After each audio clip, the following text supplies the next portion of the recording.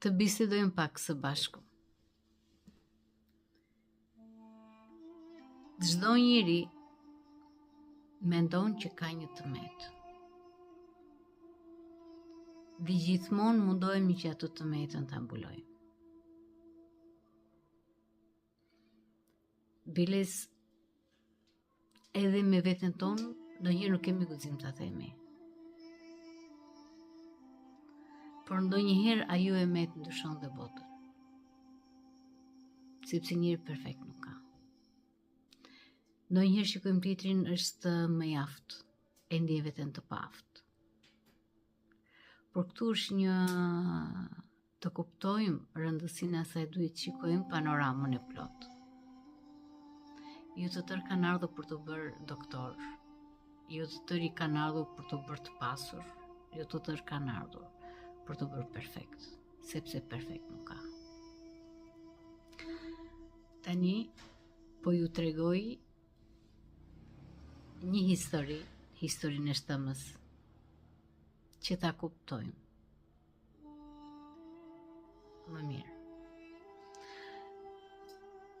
Ishte një fshatar, kishte 2 shtëma. Njëra ishte krisur, njëra ishte rregullt. Çdo ditë në mëngjes dilte me 2 shtëmat. I mbushte të dyja njëkohësisht. Dhe nga shtëmën e tyre çonte vetëm nga një drejtim.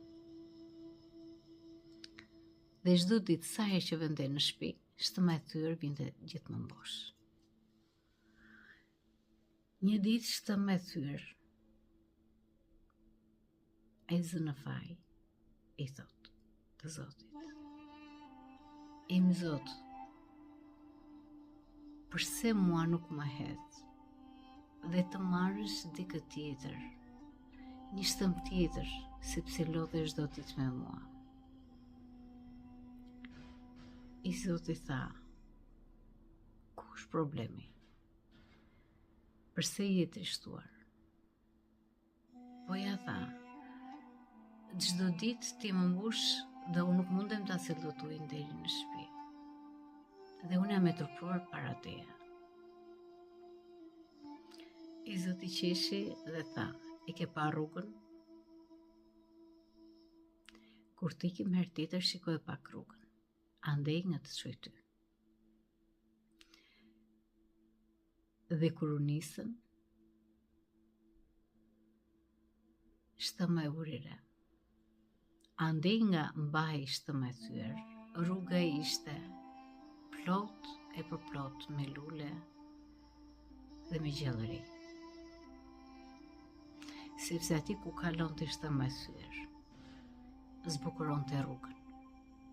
Kurse shtëma tjetër çonte ujë në shtëpi.